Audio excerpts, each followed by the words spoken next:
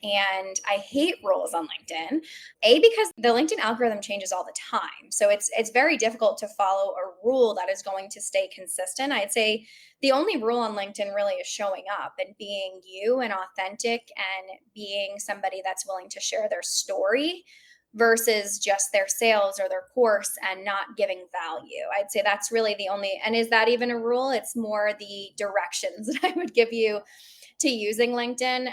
Almost like a craving that your audience has, trying to think of a time when your audience had such high engagement with a post, and how do you get back to that point and leave them wanting more?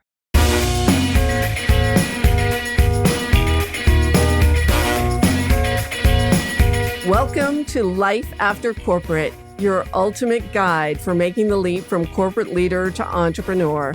I'm Deb Boulanger, entrepreneur, executive leader, and founder of the Launch Lab for Women Entrepreneurs. This is your time to break through the glass ceiling once and for all and get your ticket to the C-suite. Come back each week to get the leading strategies, advice, and tools that will give you the skills and confidence you need to replace your corporate paycheck. Are you ready? Let's go. Welcome to a new episode of Life After Corporate, my friends. And if you're new to our show, welcome home. This is where you get the best advice on how to launch and grow a profitable and sustainable coaching or consulting business. And today we're talking about how to break the rules around LinkedIn and how to make LinkedIn work for you without you having to spend a lot of time, effort, energy on working LinkedIn. And our guest today is Erin Andersen. Erin is a LinkedIn marketing strategist, a hiring specialist, and speaker based in New York City. She focuses and consults on LinkedIn branding and content strategy, specifically around how organic marketing attracts traffic to business owners to reach their target audiences. In addition to that, Erin speaks about the power of hiring and hires through LinkedIn for companies to recruit the best talent for their small businesses, firms, and agencies with a strong emphasis on culture. Welcome to Life After Corporate, Erin Andersen. Yeah, thank you so much for having me today. So, Erin, tell us a little bit about your Life After Corporate story. Not everybody thinks about entrepreneurship, out of college and that, oh, I'm going to launch my own business. So, how did you come to the realization that business ownership was really where it's at for you? Yeah, so after business school, I started my career off in corporate banking and also working on the investment side of a commercial real estate company, and unfortunately experienced the general stereotype work environments of just kind of finance in general, but obviously more specific banking. And through that, it endured quite a few years of both verbal and sexual harassment in different companies that I worked at, and really decided that it wasn't for me and that it wasn't worth the culture. And I wasn't having a direct awareness on, speaking of like clients, for example, if I wasn't having a direct impact, or if I was working with really large companies, how could I be more aware and be more present with clients on a one-on-one basis and see the impact that I was having on their lives? That's definitely something that I was missing. And I knew that I wanted to go off on my own, having been in business school and then studying different types of business. Although I was great at finance and accounting, I really felt like I wasn't using that more HR cultural side, that I wanted to make that impact in the long run. So I left in 2019 and started my business full time in 2020. And let's tell the real story of what the startup life was like for you. Did you immediately know exactly what you were going to focus on when you started your business, or have you had some twists and turns along the way? Oh, lots of twists and turns. I'd say lots of pivoting. I'd say the one thing that I never really listened to from a variety of people was that I had to, niche down and only focus on one area, or something could be confusing. And I really believe the past couple years why things have been as successful as they are and why I've grown tremendously as a business is because I didn't do that. I more made sure that everything fell under one umbrella. When it comes to LinkedIn, there's obviously a lot of different types of companies and people I can help. And so listening to the market, listening to demand of what people are asking for versus just what I had gone into it initially with was really big for me. But yeah, it's a grind. I mean, just starting off and being on your own. I was 2020 in the house and couldn't leave, so I think it made it a little bit easier. But moving into now, really finding that balance and diving into working with organizations as well, and knowing when you need to niche down for what you enjoy versus just a branding perspective, I feel is really important. There were so many gems in what you just shared, not only just the niching down, but also finding the joy, listening to your intuition. Where is there demand in the marketplace versus trying to create something and then sell it to people brings so much more ease and flow and joy into the whole entrepreneurial journey rather than just muscling and hustling your way through. I know I've been super impressed with you. We've had a couple of opportunities for our paths to cross. We brought you into Elevate Network as a speaker, and that session was phenomenal. So thank you very much for that. And it prompted me to want to ask you to share your wisdom with our audience today. And we started our pre recording conversation with about breaking the rules.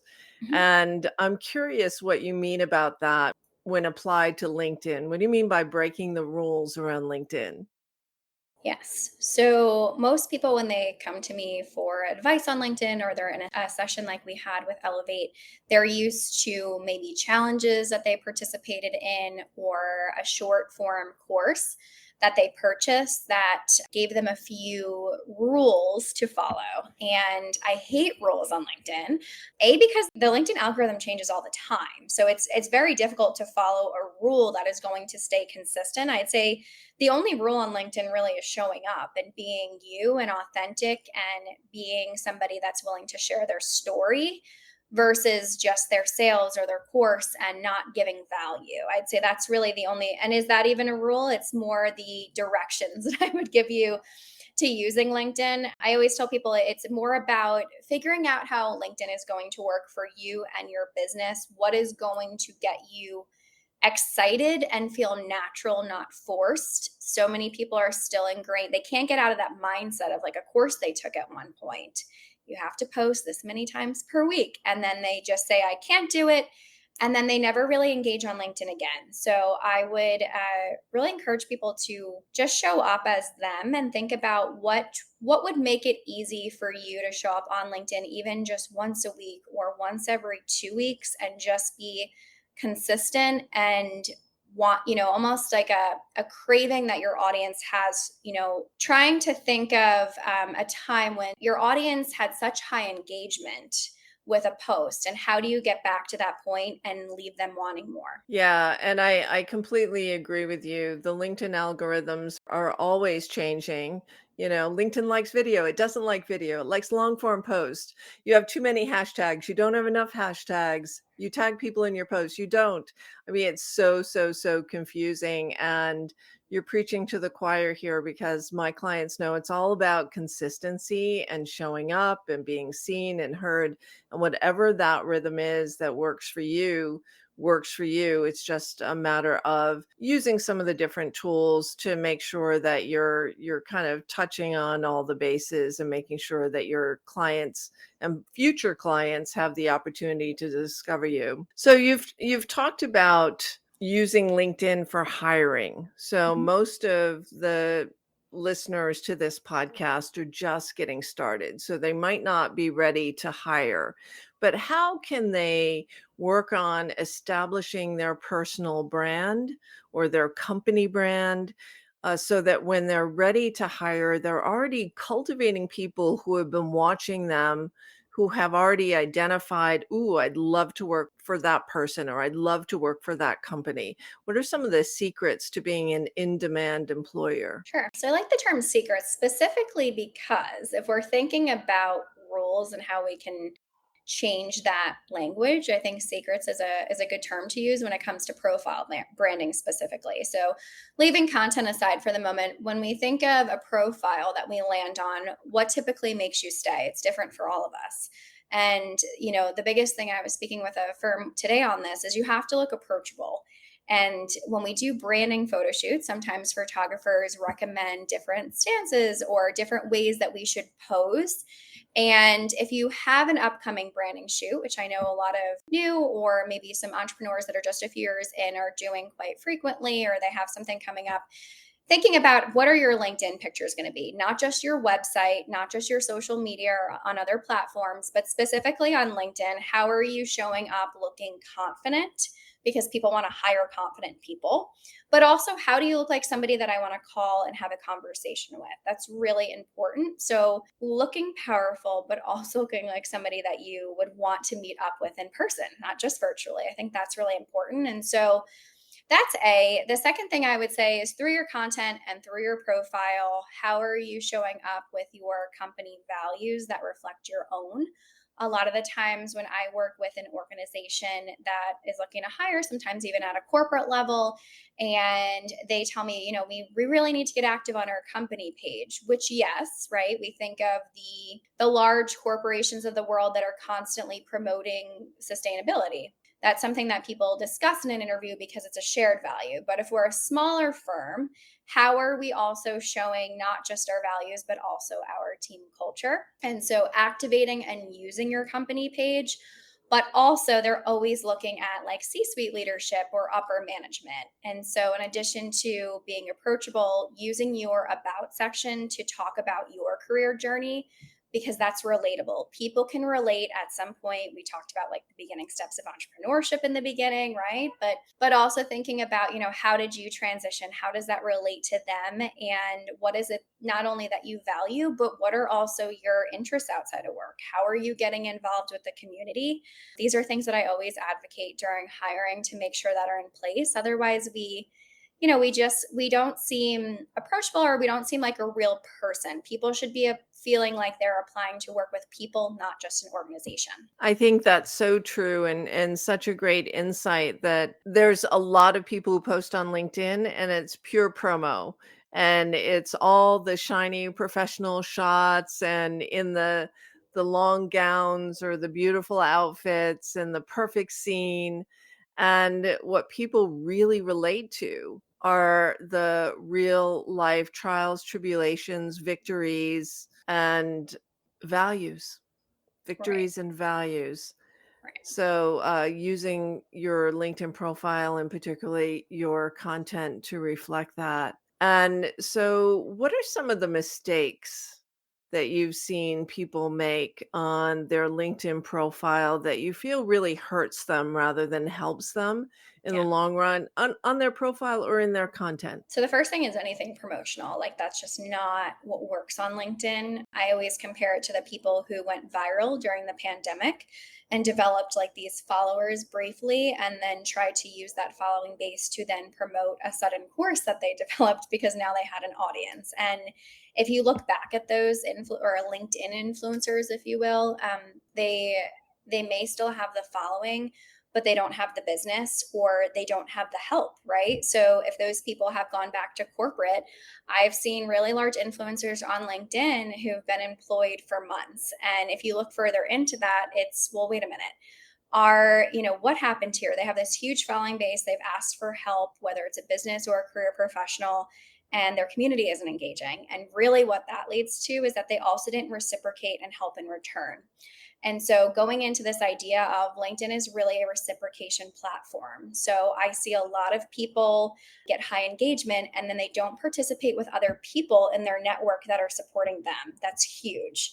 And what you'll see is just that over time, less and less people will gravitate towards those posts.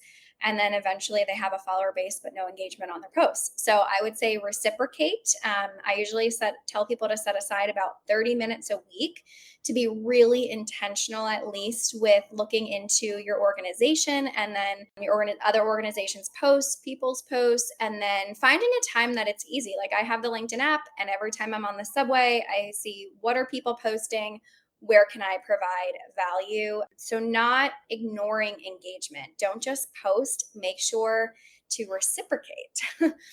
Yeah, it's Other a people post. relationship. You're 100%. establishing virtual relationships Yeah. and there's reciprocity involved. So I love that. When you mentioned before LinkedIn influencer, is that like a technical term of a label people get as LinkedIn influencer? So not by LinkedIn necessarily. They've changed it over time. Like there's LinkedIn top voices, and that's not so Mhm. much what I'm referring to. More, these people that have like 50, 100,000 followers, right? That Mm, worked really hard to get there, but then, for lack of a better term, kind of got lazy with it. They stopped mhm. engaging with their community, and so they're not really using it to their advantage because they're not providing value. And even thinking about when you after you create a post, the two things that I always ask myself is this relatable and something that somebody actually wants to engage with, and two, did I provide value? And I feel that most people don't ask themselves that after they write a post, and they just post and they think, well, it's a great picture, like you were saying earlier, and I talked about a story that happened today, but how did we relate that back to our audience collectively? Can somebody engage in this conversation? Because that situation is something that likely 90% of people looking at this have also encountered at some point. LinkedIn's a community. How are we bringing it back together to everybody? How are we starting a conversation? The last thing I'll say is a mistake I see is when it comes to value, it doesn't always have to be. I think people get in this mindset of, well, I have to provide a freebie or a free consult, or I have to provide these tips. And while those work really well, value can simply be inspiration. So, encouraging people to leave corporate and start their business, for example, I mean, that can provide more value to somebody that's kind of at the edge of potentially escaping corporate than your freebie or your consult. Maybe that's down the line, but how can you inspire somebody so deeply to take the next step? That's a great point and leads to my LinkedIn post I was gonna make this week, so Oh, thanks for good. that. And Yeah. you mentioned business pages, and that's been a mystery, especially for us as small business owners. Uh-huh. Do we need a business page? What's the value of a business page? What's the difference between our business page and our personal profile? And why is it important to have a business page? So it's important for credibility, number one. When I work with organizations that, when we start to hire and I look into their company page and they don't even have the company tagged on their profile, I think it begins, people look at this and like, is this even a credible firm or a company? And sometimes they have the page, but it's not even tagged. And so, A, for credibility purposes, you look very efficient when you have a logo. B, it's a place for all of your employees to form a community because everybody can tag where it is that they work. So even if you're a small firm, everybody should have that on their profile currently working there. There's a lot of new features that LinkedIn is catering to company pages. So what we can currently do on personal, they are moving more and more in the direction of like companies being able to message one another. And, when it comes to like types of content when you're hiring, again, we think, if somebody is going to like the L'Oreal or the Coca-Colas of the world and they want to see what's going on from an innovation perspective at the company, how can you show what are recent events? What is it like to be an employee at your company? And so, from a hiring perspective, I'd say community. And then going back to the credibility aspect is, how are you all showing up as a firm in your banner? Like when you go to your personal profile, then you just have a photo of you. But when we look at a company page, if you've built this team, right? Think about people that start off as a solopreneur and built a 20-person agency. How are we all showing up? People want to know who is it that's working at the organization. And lastly, I would just say, how are you making sure that you are visible in every single way? Maybe you went to a networking event or attended a virtual workshop and somebody remembered your company name and not your first or last name, and that's how they find you. Just making sure you're consistent across all platforms is really important. That's a great point. And even when people are hiring virtual talent, you still have a team. Right. And it's a great opportunity to introduce your team to your audience, who you're working with, because your team will connect with your future clients, with your existing clients. And I've heard about some of the new capabilities that LinkedIn is offering pages that are different. And they were surprising. One was that if you attach your LinkedIn Mhm. event to your LinkedIn page versus your personal profile, it actually gets a little bit more oomph as Mhm. of this recording. Correct. Yep. Yep. with Yep. your audience, more people see it. Yeah, absolutely. Another feature that just came out, I want to say between 2 to 5 days ago, is you can actually now click a button under the job section where you can express interest in a company, and then that company is made aware that you're interested in working for them. So, again, I would say this is maybe dependent on down the line if you're looking to eventually hire. But depending on where you speak, or like think of a panel, for example, and somebody's in the audience that's really passionate and shares the same passion for you in that subject area, and then they're able to say that in the future they're interested in working for your organization. I think that can get quite complicated on the corporate level with the amount of interest, but I think it could be pretty life changing for a small business that instead of always having to go through the hiring process, they already have people that are ready and interested in working for their company. So let's talk about attracting the right talent, because Mhm. even if you're attracting freelance talent or 1099 talent or bringing on your very first hire, what are some of the best practices for using LinkedIn to attract the right employees? Yeah, so I'd say across the board, this is the big trend. Indeed talks about it as well, but I'd say it's very important on LinkedIn because your personal profile is attached to it, as well as your team. Is coming at a place from here's what we're going to provide you versus automatically this is what we need from you. So thinking about a job posting when like the qualifications are at the top, and immediately it's like, okay, I have this, and then at the bottom there's like this generic summary of here's what the company is. But instead, what if you pivoted and you actually included what you're offering the employee up front, and underneath that the qualifications? And it's really not changing the quality of the candidate. In fact, it's likely somebody that's going to be the best cultural fit because they're being forced to read about the company and they're not going to apply if it's not a good fit. So it works in both directions in the sense that the employee feels more valued, but at the same time, you're getting people that really feel aligned with the company's values. I just finished hiring for a bookkeeping firm, and they hired me to hire one person, and we actually found four that they're going to be spreading out over probably the next year to two. And so why when I interview them, it always usually goes back to like we could really connect with the job posting, and not just pulling the about or like the mission or the values off of your website, but really telling us and uncovering what is it like to work with you. Maybe you are a business of all moms that work virtually, and you really appreciate that type of candidate, and you understand that they have like little ones running around, for example.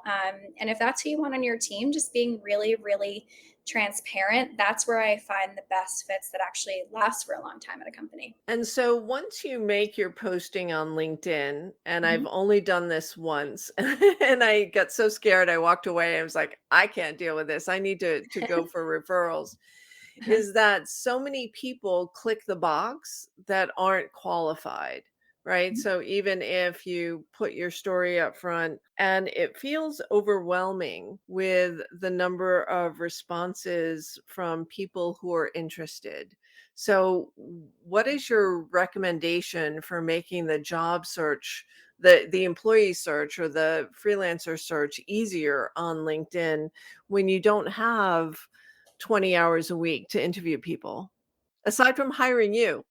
Yeah, I was gonna say that's usually why people hire me, but you're still gonna get a good number of applications this way, but it's better than not. And so usually I set filters. And so instead of just posting the job posting, there's an area at the bottom where you can ask specific questions and they have to check yes or no. And I have a lot of those questions.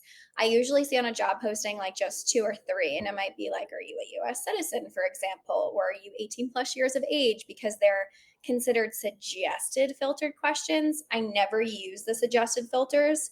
I get really more specific. So I will look into a job posting and I will say, what are the absolute qualifications and then what are the preferred? I separate those and then they have to answer the question accordingly. And then I'll set the filter that, like, for example, if they don't have these preferred qualifications, we're not even looking to move forward and they will receive an automatic rejection. The other thing I'll say is like usually when going through the candidates, depending on how much effort they put into it, like if did they even miss put attaching a resume, or if we required a cover letter or a video, have they reached out, have they looked at our profile, have they connected? Like those are things that stand out to me automatically. But I would highly suggest using those filtered questions because, if you're not using those, you could be getting, I've seen the craziest things. I've seen like a COO applied like an executive assistant position, for example. And it's like, okay, are you actually interested? Are you just out of work? Are you looking for a filler? It's not aligned with where they are in their career, and being very cognizant of that for sure. But yeah, use the filtered questions. Also, reach out and message these candidates before actually scheduling an interview to clarify anything. If you see that their resume maybe does not exactly align with their application and you think there might be a mistake, I just go ahead and message them, because to schedule the time for an interview and then feel like you don't even know if they have the basic qualifications, that's another thing. Culturally, I'll say make sure to go on their profiles and look at their content.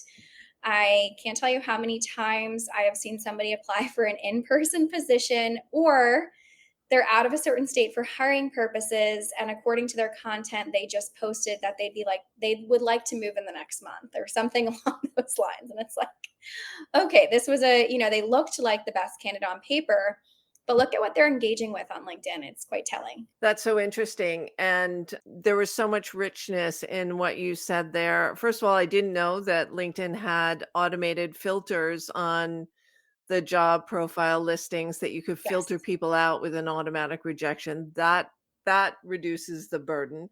And when I did my post, this was must have been last year, early summer, late spring. It was for a social setter, and people just kind of clicked the box with interest when clearly there was, send a video. Sure. Send a video with your answer to these three questions, and no one sent a video. Yeah, they didn't finish reading the post. Like having at the very bottom, we've even done, if you've got, I remember I had one, an operations firm one time, and it was like, if you've gotten to this point in the application, please send me a private LinkedIn message with your favorite type of taco. It was very random, but we would know very clearly if they've even read to the bottom of it. It reminds me of, tests in college where professors would, if you didn't even read the top of the directions, you failed the test. And so similarly, how, depending especially on the role, how detailed oriented are these candidates to make sure that they are going to do the job well, and keeping in mind it's not just how they look on paper. It's so important. I see a lot of firms tell me like, I need to hire immediately, and it's like, okay, but do you want an immediate hire? Because that's more of a contractor, and then we can use a contractor until we fulfill the right person, versus just hiring to hire. I see this a lot. As far as timeline goes, if this is something you're looking to do within the next year, it's about 2 to 3 months, because we need to post. Sometimes we have to repost to find the right person. And then there's an interview process. And don't forget, candidates need to give 2 to 4 weeks notice at their last position. And it takes a while. And I just get people that contact me, maybe 30 days after they should have. Accountants and bookkeepers are huge. Like, I'll just wait till after tax season. And then they find out, like, oh, we could have been hiring during tax season to, get us up to speed for Q2. So, just be really mindful of hiring times and, holiday seasons. When are people in the job market? Summer tends to slow down a little bit, right? Thinking about March is always the hottest time. This is the time where you see the most applicants. September's huge, people going back to work. Summer's over. I've hired a lot in December. Sometimes people, even though it's a holiday season, they do want to they want to land the position and they want to negotiate before January begins. So something else to consider. Great timing Yeah. advice there. I'm still stuck on the idea of video and whether or not video is a good idea, or what are the benefits to having someone record a video Mhm. versus just looking at the paperwork. What do you learn by having someone answer? I'm assuming answer two or three questions on a Yeah. video or Mhm. indicate their interest in the role. Why is that better, different? What do you think about video responses to job postings? Yeah. So just, like any business owner, when you have a client, right, you have to adapt to the client's needs and client preferences. And sometimes clients say, well, I've always done this and it's produced good results. I usually share that this process is sometimes a little bit different. I think it's very industry dependent. For example, if we think of like engineering and sometimes financial fields where people are not as maybe passionate about client relations and showing up in front of the client, and that's not part of their position in the first place, I wouldn't recommend a video. I know it shows team culture, but sometimes those people rather just have a conversation than be recorded themselves. Sometimes they're a little bit more introverted and they don't, a lot of the times the response I get is like, this is so weird. Like I don't, versus an extrovert might get on video and they're like, oh, this is my chance to shine and show them who I am. And they think it's better than an interview. If we're thinking of like the world of public relations and news and media, absolutely video is great. If you know they're going to be in front of clients all the time, it's a great, I would say, like a filtering technique. But when I see these like financial and accounting firms ask for a video, I know it's painful for those candidates who aren't even going to be in front of a client. So thinking about who is it that this person is going to have to be in front of, and you never also want to make a candidate feel uncomfortable right off the bat. Those are great points, and made me think of, you need to think about the disc profile or the strengths that you want to hire for in this candidate, because there's inherent bias in using video. Right. If you use video, then you're automatically filtering for the extroverts, for the people who are, high on decision making, high on influence, versus those that might be more introverted or focused on relationship building or focused on detail and data. So that's very interesting as well. Let's talk about culture. You mentioned culture, team culture, and I know you're a huge fan of establishing corporate culture on LinkedIn. What does Yes. that mean to establish a corporate culture on LinkedIn? Yeah, it's showing the reflection of what you represent as an individual, right? So we think of like very large CEOs down to small business owner themselves. Your content and your engagement should absolutely reflect your values. And again, not going back into rules, but preferences on LinkedIn maybe. Every single piece of content that you create and a comment, as long as it's what I call meaty, right? We have at least 3 lines of valuable information that we're sharing or value, that it represents who you are as a business owner, as who you are in the organization. If you're not doing that consistently, or if you feel like your content or your engagement isn't, then I would be fearful that maybe you're not showing up as a thought leader on LinkedIn. And thought leader and culture, if not, they're kind of one thing for the other. So when we think of where LinkedIn is going in the future, it's all about thought leadership. They're starting these new AI articles now, and they're asking people's opinion on different questions and then promoting them with LinkedIn community badges and top voice. And this is where LinkedIn is going. They want to hear from thought leaders. And so it doesn't matter if like I'm thinking of like the new CEO of Starbucks really shows up and he shows with his value and he's going to be a barista for once a month, right? Like thinking about how he's aligning with that and I'm sure there was a strong uptick in the number of applications after seeing that. So, how can we, as small business owners, represent that through our content and maybe what we're doing in everyday life, or like what we're sharing with our community, or how we're getting involved and client results in a way that people say like, wow, I want to work for this company, or I want to be a client of this company because of the way that they treat others. Thoughtful considerations. And I love the thought leadership piece, because I've noticed that as well, is that LinkedIn is really creating the tools and outlets for people to express thought leadership with LinkedIn audio, with what is this new LinkedIn, the AI tool that you mentioned, what's that called? Yes, there's now AI articles, and a lot of people who create content. Like I've received emails from LinkedIn asking me to participate in conversations. I'd say the more active you are, the more active and the more engagement you get on your posts and your following will really determine that. But there's a lot of articles that people are starting to engage with based on their category, and you can follow those categories, but sometimes you'll actually be notified now. For example, like Erin contributed to this AI article, and there's like some type of value there. And obviously, that goes out to not just your connections, but everybody's able to see that that's looking at that AI article. So now you're expanding your network and potential clients.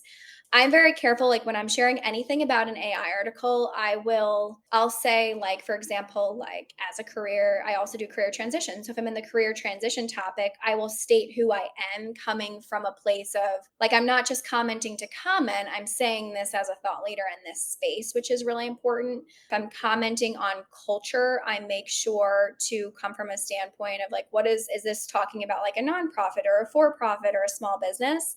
So LinkedIn is really leading into how can we get people that are heavily immersed in these different types of industries with a strong passion to make a change by contributing to these articles. And in return, even though they're doing this at no cost, how are we promoting it to the community? And so as that continues to grow and people are awarded community badges and LinkedIn Top Voice, I mean, I'm pretty sure, like going back to that Starbucks CEO, I'm pretty sure he's a LinkedIn Top Voice again because of his participation on LinkedIn and his initiatives. From a cultural standpoint, those are the conversations he's likely getting involved in too. And that's just another piece to show, how impressive your culture is of your organization. Yes, I love that there's an opportunity, and LinkedIn is putting the algorithm behind giving you exponentially greater visibility Mhm. through thought leadership on commenting on these articles. Where do we find these articles, by the way? Yeah, so they're sending emails out. You might also get notifications. Sometimes you'll start to see it at the top of your feed if you're being Mhm. invited to participate. So it's being released out slowly. If you're familiar with how LinkedIn rolls out new features, it gives like it'll almost give a trial to a subset of people, and they'll see, like, how does this work? And Mhm. if it performs well, then they expand it to the masses. And so I received an email. If they're releasing it to the masses, it'll appear at the very top when you open your LinkedIn. I do ironically see it more on the app. I don't know if that's on purpose. But if you don't have the LinkedIn app, I would try that. And if your profile is heavily branded with these keywords in certain areas, then they may target you a little bit more, and then you could get recognized. And the more that you contribute, obviously, the better. So, if you're starting to get those notifications, look into what other people are contributing and see if you can contribute as well. So, thank you. There's been so much value in this conversation here today, Erin. And in summary, your personal brand is reflected on your LinkedIn profile. Your company values, your company culture is also reflected on your LinkedIn company page. If you are promoting yourself incessantly, you're actually doing yourself a disservice and will eventually lose followers and lose connections, and probably instruct the algorithm not to promote your posts and your content to quite so many people because no one's engaging with your posts. That's how all that works, right? But there is a tremendous opportunity for thought leadership, that LinkedIn is the thought leader platform. Most entrepreneurs I know, all of my clients are thought leaders in their spaces. So this is a tremendous opportunity for you to use LinkedIn as a platform, promote your thought leadership, promote your values, and also use that as jumping off to say, hey, I'm hiring. I'm expanding my team. I know I was getting notices all of last week on LinkedIn. Are you hiring? Are you hiring? And I'm not hiring right now, but it's a great opportunity for you to engage with potential new employees as well. And thank you for sharing those best practices on recruiting and finding the right employees and talent. Appreciate you, Erin. And if people want to get in touch with you, is there anything that you want to share with our audience today? And what is the best way to get in touch with you if someone wants to engage you to recruit their next employee? Sure. I'm obviously on LinkedIn the most out of any other platform. And just to comment on that, with everything that is going on with TikTok and the uncertainty of other types of social media, and then also the stories that I've heard about Instagram, for example, and people actually losing access to their accounts. I think LinkedIn is the one platform that's been really consistent and actually promoting people that are gaining a following. And so I'm primarily on LinkedIn. I'm at Your Brand Networker. My last name in Andersen is Sen. So if you can't find me, that might be why. But yeah, I'd love for you to follow me, connect, send me a message, and I'd love to support each other on LinkedIn. And that's Erin, Erin. And we'll have your LinkedIn profile linked in the show notes. And Erin, thank you so much for your generosity and sharing your wisdom with the Life After Corporate listeners today. We appreciate it. Yeah, thanks so much for having me. That's it for now, my friends. Go out there and look at your LinkedIn profile. Create a business page if you don't have one. Make sure you're focusing on the reciprocity of the platform and not just looking to receive, but also looking to give good support and good advice, and use it to establish yourself as a thought leader. It's probably, I know it is the best platform out there for thought leaders to get their messages heard. So we will see you next time, my friends, on the next episode of Life After Corporate. Until then, have a fabulous time. Thanks for listening, my friend. If you enjoyed this show, please head over to iTunes and subscribe and leave us a review. And be sure to hop over to the Life After Corporate Facebook group and join other growing entrepreneurs to get weekly tips on how to create more money and meaning doing work you love.